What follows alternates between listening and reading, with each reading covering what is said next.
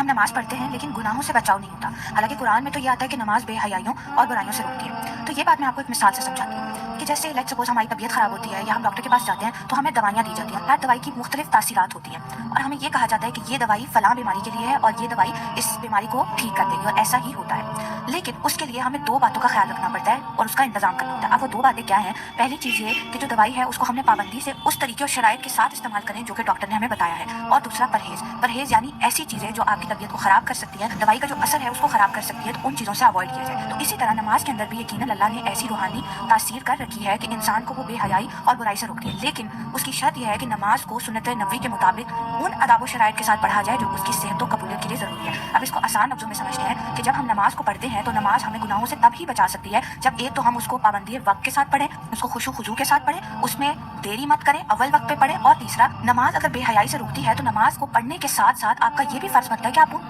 ہر چیز سے پرہیز کریں جن چیزوں سے برائی شروع ہوتی ہے. نماز کے ساتھ ساتھ آپ کو ان سب چیزوں سے اوائڈ کرنا ہے، ان سب چیزوں سے پرہیز کرنا ہے جو کہ غلط ہیں، جو آپ کے ایمان کو خراب کر سکتی ہیں، آپ کے نفس کو خراب کر سکتی ہیں. تو اگر تو آپ ان سب ڈسٹریکشن سے اپنے آپ کو اوائڈ کریں گے، ان سے بچائیں گے، اپنی نظروں کو نیچے رکھیں گے، ان سب چیزوں سے پرہیز کریں گے، تو نماز آپ کو گناہوں سے روک کے رکھے گی انشاءاللہ.